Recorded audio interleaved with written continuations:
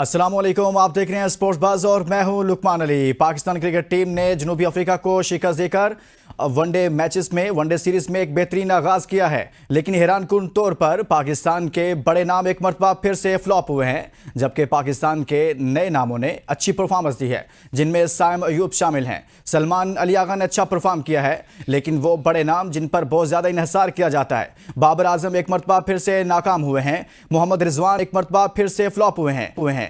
पाकिस्तान के मजमूई तौर पर 60 रन पर 4 खिलाड़ी आउट हो चुके थे, लेकिन साइम अयूब की जबरदस्त इनिंग जिसमें उन्होंने 109 रन बनाए और 119 बॉल खेले, इसी तरह से उन्होंने 10 चौके लगाए, 3 छक्के लगाए और मजमूई तौर पर सलमान अली आगा और साइम अयूब के दरमियान 141 रन की जबरदस्त पार्टनरशिप देखने में आई, जिसके नतीजा में पाकिस्तान पहला वनडे मैच जीतने में कामयाब हुआ। लेकिन बहुत सारे सवालात हैं कि मोहम्मद रिजवान फॉर्म में क्यों नहीं है, परफॉर्म क्यों नहीं कर रहे, बाबर आजम लंबे अरसे से आउट ऑफ टच हैं, क्या ऐसा ही चलता रहेगा? सामने चैंपियंस ट्रॉफी है, उसको सामने रखते हुए क्या पाकिस्तान के ये बड़े नाम जिन पर बहुत ज्यादा इन्हिसार किया जाता है, क्या वो ऐसे ही क्रिकेट खेलते रहेंगे? लेकिन साइम अयूब की जबरदस्त परफॉर्मेंस ने पाकिस्तान की बैटिंग लाइनअप में एक नई जान डाली है। सलमान अली आगा भी खूब टच में नजर आए, बैट से रन्स किए और साथ में जनूबी अफ्रीका के टॉप ऑर्डर को उड़ाकर रख दिया, 4 विकेटें भी हासिल की।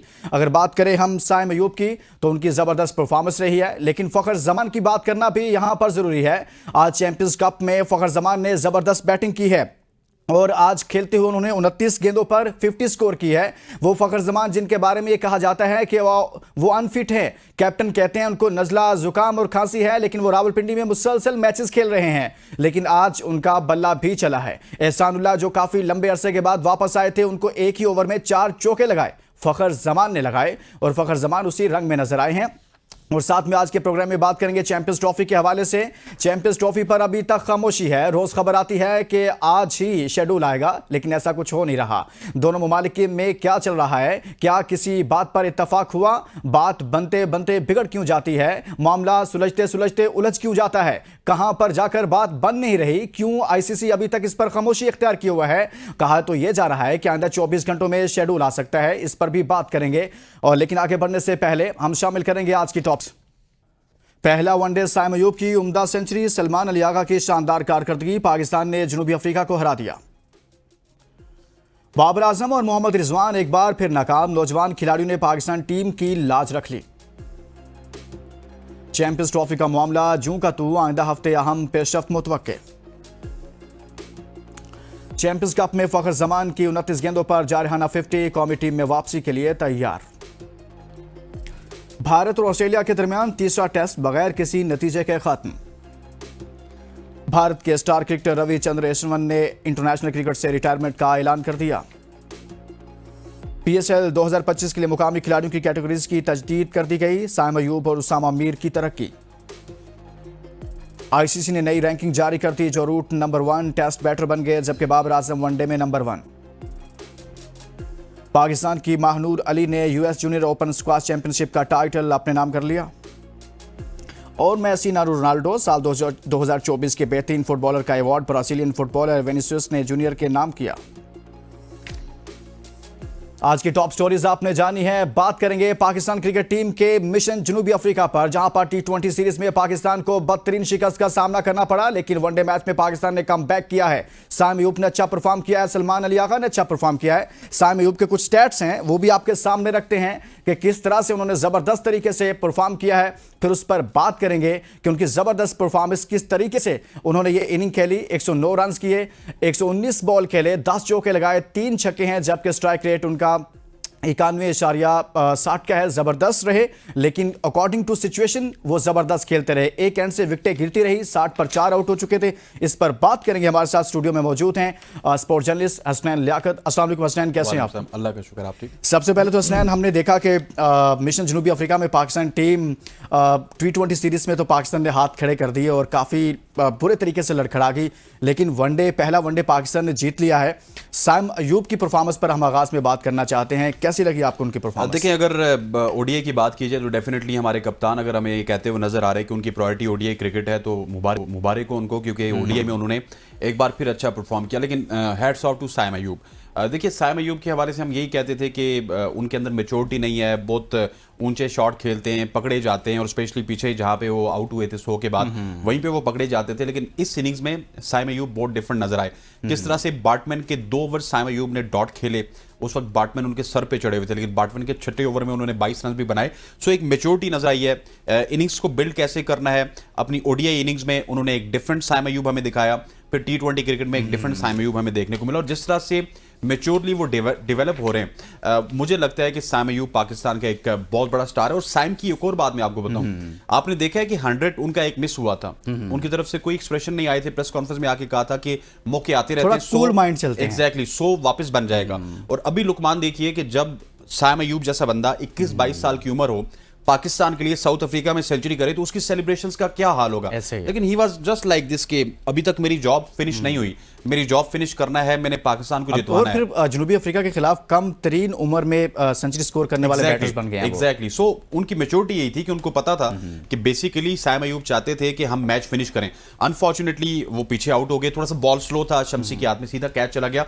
लेकिन साइम की तारीफ बनती है, हमने साइम पे तनकीद भी बहुत की, जितनी हमने तनकीद की शायद किसी ने नहीं की, क्योंकि 19 T20 इनिंग्स हो चुकी थी, वो पैदर पे। लेकिन जब वो लीग्स खेल रहे थे तो हमने ही कहा था कि इनको शामिल किया जाए। एग्जैक्टली। साइम की जो बैटिंग है और इसमें जो इंप्रूवमेंट है, इससे एक चीज हमारे बोर्ड को पता चल जानी चाहिए कि टैलेंट अगर आप देखें तो उसको थोड़ा सा ग्रूम कर लें, साल सवा साल उसको डोमेस्टिक में ग्रूम कर लें, लेकिन उसको प्रॉपर कंडीशंस में ग्रूम करें, उसको फेयर चांस मिलना चाहिए। एग्जैक्टली। टीम ए के टूर करवाएं, उसको और छोटे मोटे टूर्स करवाएं, ताकि वो प्रॉपर ग्रूम होकर ऊपर आए। अब देखिए साइम जाया हो जाता, साइम अगर 3-4 मैचेस और खेलता, परफॉर्म ना करता, किया है कि वो T20 में ओपनर है, आपने वन डाउन भेजकर वही काम करने की कोशिश की ना। बहुत सारे लोगों को जाया कर रहे हैं, लेकिन यहाँ पे उन लोगों के ऊपर भी मैं सवाल उठाऊंगा जो उसको जाया करने की कोशिश कर रहे थे। आज वो कहां पे हैं जो ये समझते थे कि हम इस क्रिकेट के लिए लाजिम व मलजूम हैं, जब हम चलते हैं तो पाकिस्तान मैच जीतता है, जब हम नहीं चलते तो पाकिस्तान मैच हारता है। वो कहां पे हैं? वो नहीं चल रहे। वो पिछले 3-4 मैचेस से नहीं चले। वो जिम्बाब्वे में नहीं थे, हम जीत गए। वो T20 में नहीं थे, वो हम जीत गए। वो जहां पे हैं हम हार रहे हैं, वो जहां पे परफॉर्म नहीं कर रहे हैं हम जीत रहे हैं। कुदरत का निजाम है और ये यही दिखाता है, ये कोई और निजाम नहीं है, ये आपको आईना दिखा देता है आपका। सही है। अच्छा, सलमान अली आगा की भी कुछ बात करते हैं। सलमान अली आगा काफ़ी ज़्यादा तनकीद हो रही थी, मैं खुद भी उस पर तनकीद कर रहा था कि काफ़ी ज़्यादा चांसेस उनको दिए जा रहे थे सर आपको, लेकिन वो परफॉर्म कर नहीं पा रहे थे। और मुझे तनकीद का मौका दिया गया लुकमान साहब। मैं आपको बताऊं कि जब एक बंदा T20 का मटेरियल नहीं है तो आप उसको T20 में कप्तान बना देंगे और T20 में वो आके टुक टुक करेगा जिम्बाब्वे के खिलाफ, तो हम तनकीद करेंगे। देखिए सलमान अली आगा का शुरू से हमें पता है कि वो रेड बॉल का और वाइट बॉल 50 ओवर का बहुत अच्छा प्लेयर है।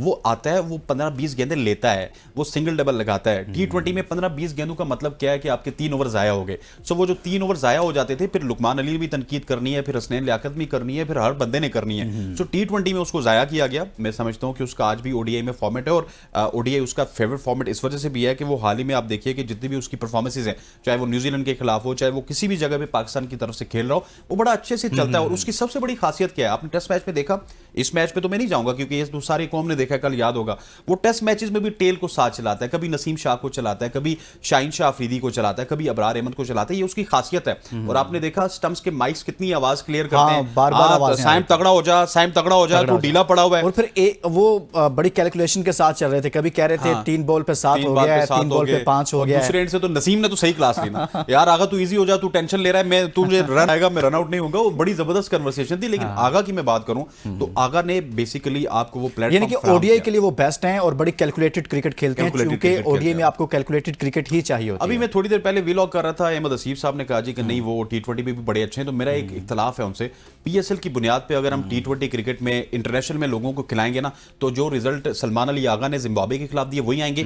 और जो शाहीन अफरीदी दे रहे हैं ना, T20 की क्रिकेट बहुत ज्यादा चेंज हो गई। हाँ, शाहीन अफरीदी ने कोई 19 बॉल पे 50, वहां पर आपके लिए ये टाइम है ही नहीं है कि हसनैन आप विकेट पर जाएं और सेट होने के लिए टाइम ले, और सेट होने के लिए फिर आप डॉट बॉल खेलें। देखिए वो तो एक खुद को हमला होता है अपनी टीम पर। आपके पास ना T20 में साइम अयूब है, मैं आपको 3-4 प्लेयर इसी T20 कप से बता देता हूँ। ख्वाजा नाफे है, अखलाक है, ताहिर बेग है, हसन नवाज है। ये इस तरह के लोग चलते हैं जो पहली बॉल से आए, पहली बॉल से हिट करें, और वो पहली बॉल से जब हिट करते हैं तो मैं समझता हूं कि वहीं पे जाके अगली पोजीशन का दिमाग खराब होता है और वो वहां से फिसल जाते हैं। और बहुत सारे ऐसी चीजें हैं, मैं चाहता हूं कि वो आप सवाल चलें, आप नए प्लेस की तरफ हम आते हैं जिनके आपने नाम बताए हैं। लेकिन बाबर आजम और मोहम्मद रिजवान एक लंबे अरसे से, मैं वही कह रहा था कि इनकी तरफ आप क्यों नहीं आ रहे। अच्छा, नसीम के ऊपर भी हम बात करेंगे, लेकिन बाबर और रिजवान की पहले बात कर लेते हैं। सर बाबर और रिजवान बहुत अच्छे परफॉर्मर थे, पाकिस्तान को बहुत मैच जितवाए। बाबर रिजवान ने हमें बहुत खुशियां दी, लेकिन बाबर रिजवान द मोमेंट वो सियासत के खुशियां इर्द नहीं, गिर्द हुए, कभी खुशी कभी गम, कभी खुशी कभी गम, चलें आपकी बात भी मान लेते हैं।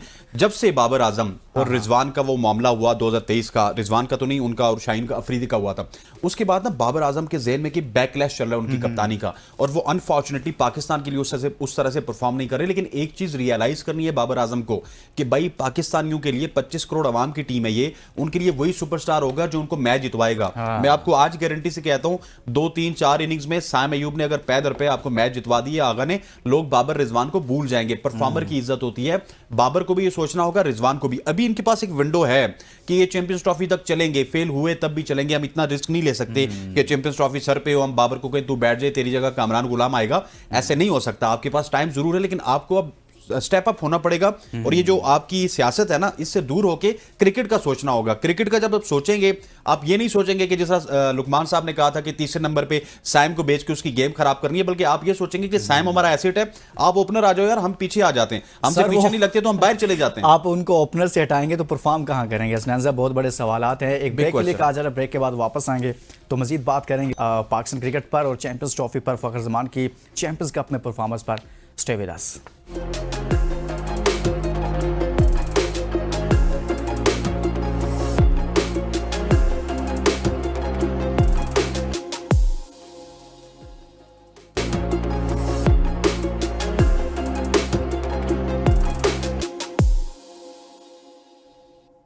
Welcome back. हम बात कर रहे हैं पाकिस्तान टीम की पहली जीत पर। जनूबी अफ्रीका को पहले ही मैच में शिकस्त दी है। 3 वनडे मैचेस पर मुश्तमिल ये सीरीज़ है, और इस मैच में क्या कुछ होता रहा सब आपके सामने रख रहे हैं। हमारे साथ हसनैन लियाकत मौजूद हैं। हसनैन, एक चीज़ देखने में आई कि शाहीन शाह अफरीदी पहले बैटिंग करने के लिए आते हैं, नसीम शाह बाद में आते हैं, लेकिन माजी में भी हमने देखा कि बहुत सारे मैचेस में नसीम ने फिनिश किया। वो अफगानिस्तान के खिलाफ हो, वो T20 वर्ल्ड कप के और मैचेस हों, तो वो फिनिश करते हैं। ये क्या मामला चल रहा है? देखिए Luqman, that is $1 million question from you, very excellent. आपने ये पॉइंट जो रेज किया, मैं समझता हूँ कि इसकी मीडिया के ऊपर बात नहीं हो रही। हमने ना जबरदस्ती का ऑलराउंडर बनाने की कोशिश करनी है शाहीन शाह अफरीदी को। मेरा ख्याल है हमारे बोर्ड को समझना होगा कि सन इन लॉ में और फादर इन लॉ में थोड़ा सा फर्क है।